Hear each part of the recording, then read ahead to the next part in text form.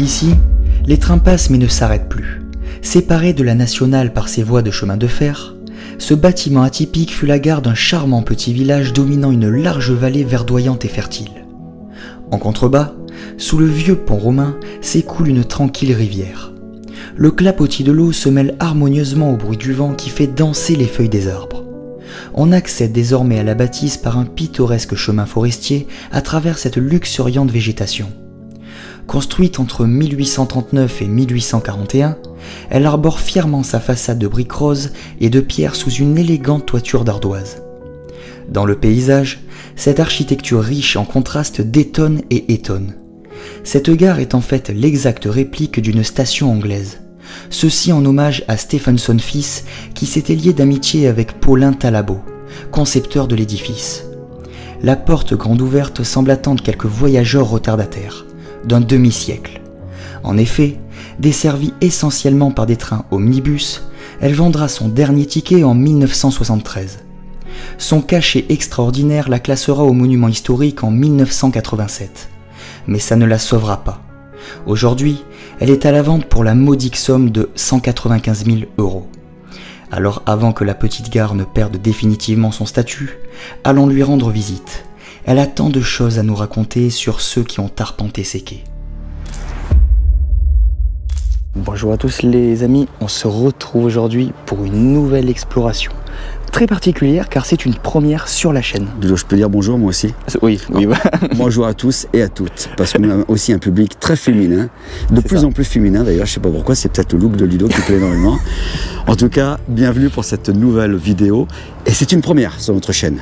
Ludo va vous en dire plus. C'est ça, comme je le disais, parce que du coup, là nous allons visiter une ancienne gare abandonnée depuis une cinquantaine d'années. 51 ans, très précisément. C'est ça. Puisqu'elle était à l'abandon depuis 1973. C'est exact. Bon allez, on vous emmène avec nous les amis, à tout de suite. A tout de suite. Allez, nouvelle explo. Nouvelle explo. Alors là, on contourne la voie de chemin de fer. Hein. On l'allonge même, on l'allonge. C'est ça, on l'allonge. L'ancienne voie de chemin de fer qui desservait cette localité et dont la gare a été abandonnée depuis 1973. Elle est là, cette petite gare. Regardez comme elle est magnifique. Elle est absolument splendide. Elle est restée dans son jus. Et c'est là, ce spot, que nous allons vous faire visiter aujourd'hui. Oh, par contre, on dirait vraiment... Une architecture d'exception. Ouais, vraiment. Style un peu anglo-saxon. Ouais, on dirait. C'est exact. Et un style vraiment de manoir, hein, même. Elle est vraiment exceptionnelle. Et on vous invite à nous suivre pour en savoir davantage. Pas compliqué de rentrer dans cette petite gare qui est abandonnée depuis maintenant quelques dizaines d'années, on vous rappelle.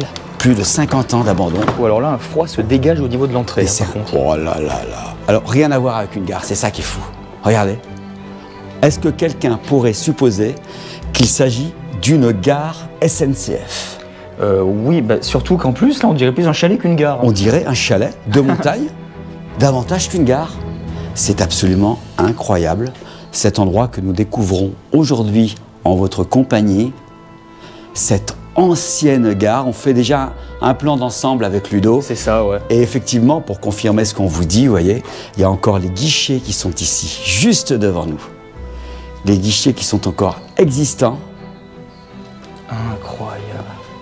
Avec la fiche de contrôle. Oh là là, regardez. C'est juste magique. Ah oui, c'est magique. On est carrément dans un autre monde là. Parce qu'au-delà d'une gare traditionnelle, on entre vraiment dans une autre dimension.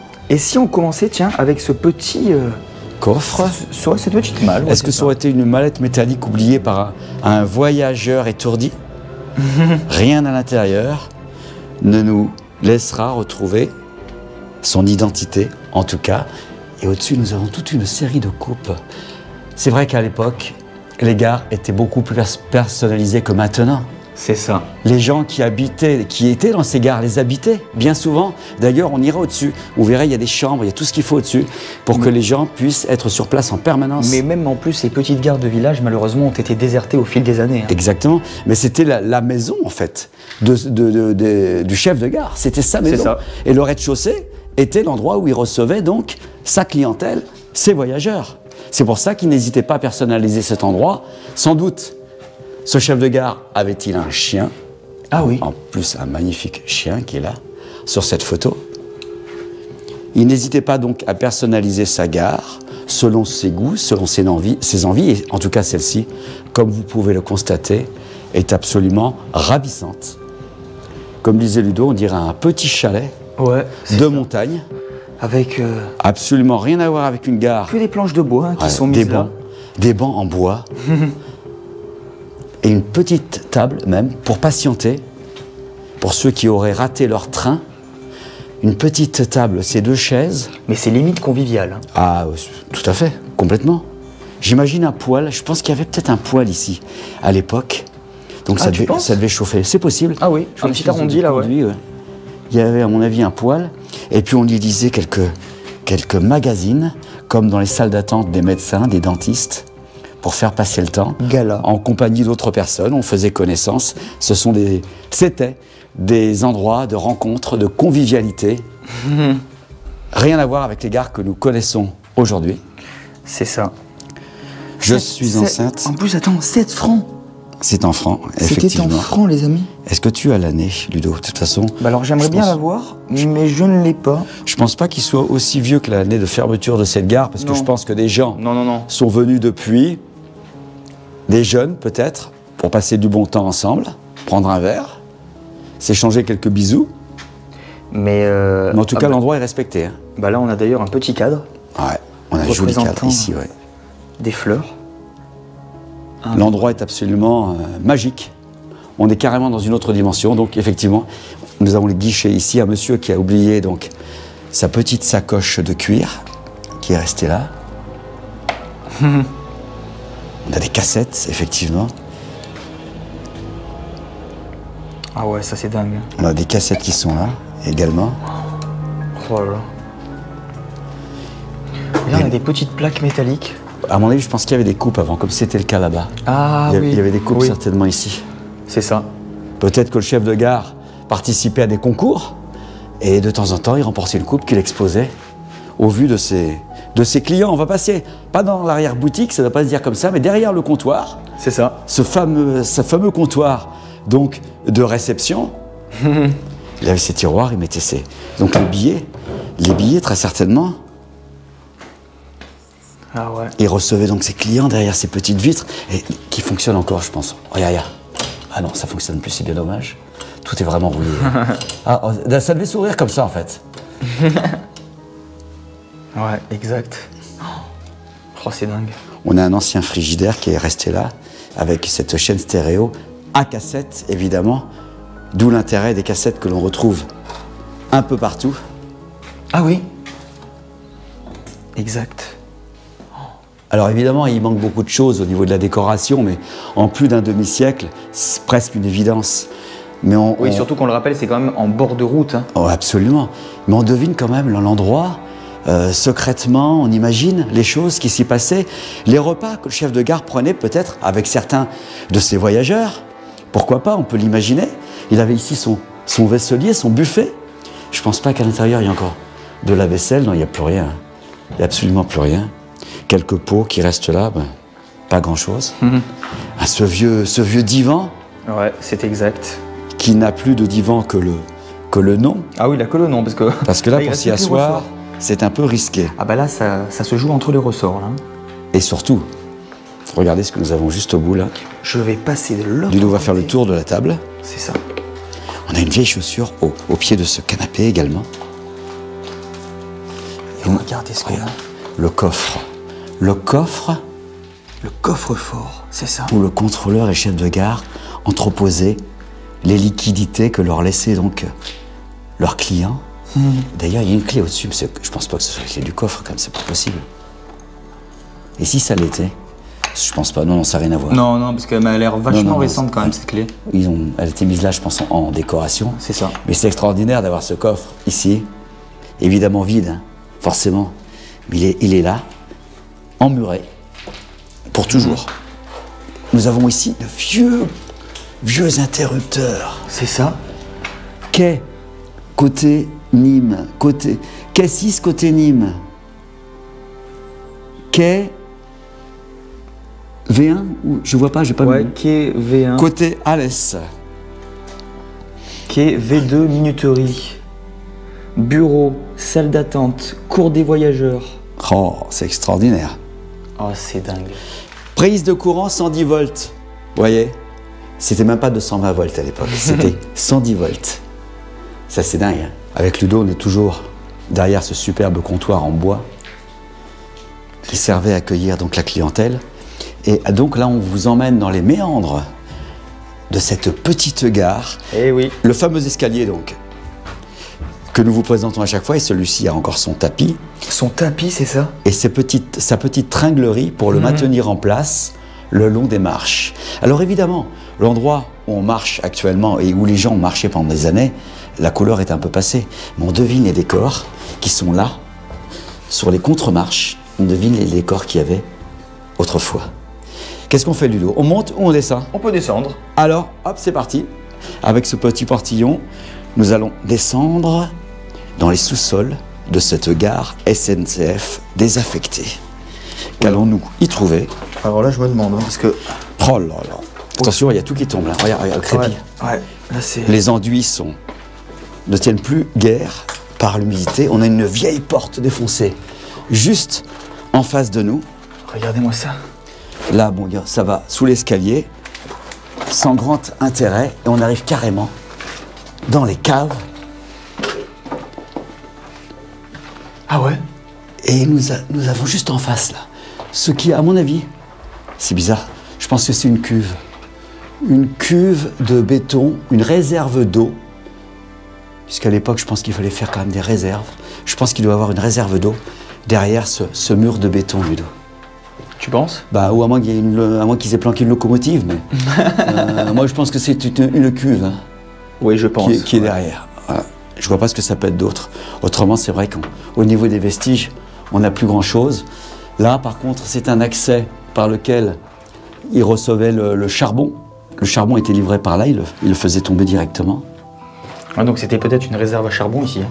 Oui, en plus de cette cuve en béton.